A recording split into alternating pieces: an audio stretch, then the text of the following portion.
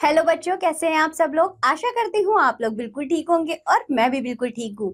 मैं हूँ आपकी हिंदी व्याकरण की अध्यापिका। आज पढ़ेंगे हम पाठ नंबर 20 जिसका नाम है पत्र लेखन यानी लेटर राइटिंग। तो आइए बच्चों, पत्र लेखन पढ़ना शुरू करते हैं।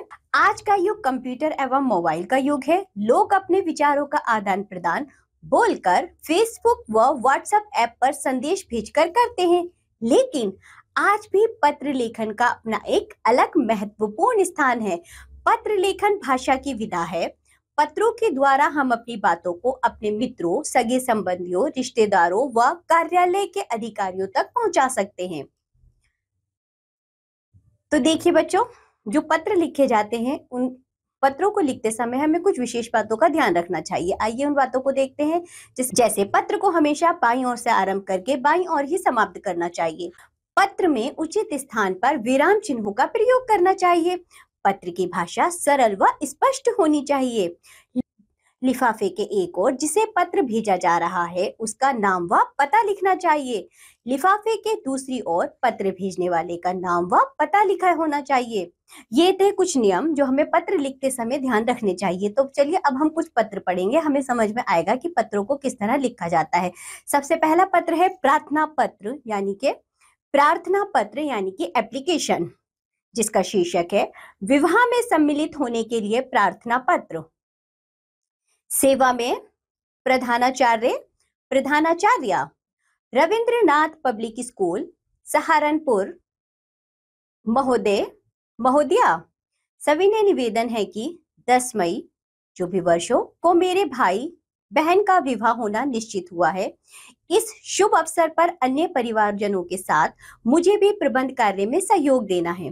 अतः इस अवसर पर मैं विद्यालय में उपस्थित होने में असमर्थ हूँ, इसलिए आपसे प्रार्थना है कि मुझे 9 अक्टूबर से 12 अक्टूबर जो भी वर्ष हो तक 4 दिन का अवकाश प्रदान करने की कृपा करें।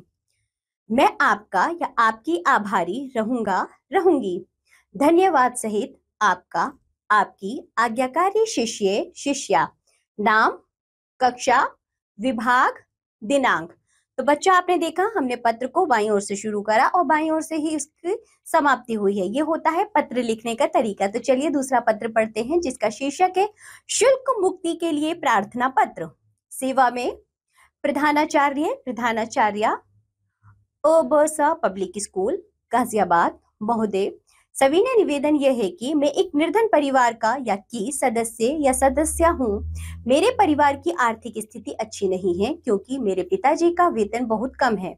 वे मेरी पढ़ाई लिखाई का खर्च वहन करने में असमर्थ हैं। अतः आपसे करबद्ध प्रार्थना है कि मुझे पूर्ण शुल्क मुक्ति प्रदान करने की कृपा करें। मैं इस कृपा के लिए आपका सदैव आभारी रहूंगा या रहूंगी। आपका या आपकी आज्ञाकारी शिष्य या शिष्या। नाम, कक्षा, विभाग, दिनांक। तो बच्चों ये तो थे हमारे प्रार्थना पत्र। अब हम पढ़ेंगे व्यावसायिक पत्र यानी कि बिजनेस लेटर। वॉशिंग मशीन बदलने के लिए विक्रेता को पत्र। सेवा में विक्रय प्रबंधक, Godrej LG service centre Kanpur. बच्चों देखिए यहाँ पर दाईं तरफ दिनांक लिखा है, फिर बाईं तरफ महोदय।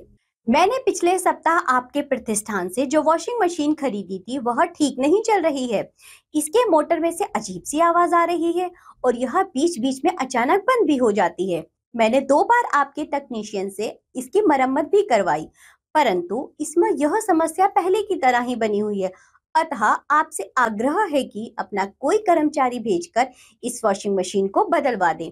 आशा है आप इस कार्य को महत्व देते हुए शीघ्र इस वॉशिंग मशीन को बदल देंगे। धन्यवाद। भवदिया रवि चौहान कानपुर। तो बच्चों ये था हमारा व्यावसायिक पत्र। नीचे देखिए आपको कुछ और पत्र दिए गए हैं, आप इन्हें खुद से लिखेंगे। आपने देखा है कि पत्रों को लिखते समय किन विशेष बातों का ध्यान रखना चाहिए। इसी के साथ ये पाठ होता है यहाँ समाप्त। आज जो भी पढ़ाया गया है आप लोग उसका अच्छे से अभ्यास करेंगे। अब हम मिलेंगे आपसे अगली कक्षा में, तब तक के लिए बाय बच्चों।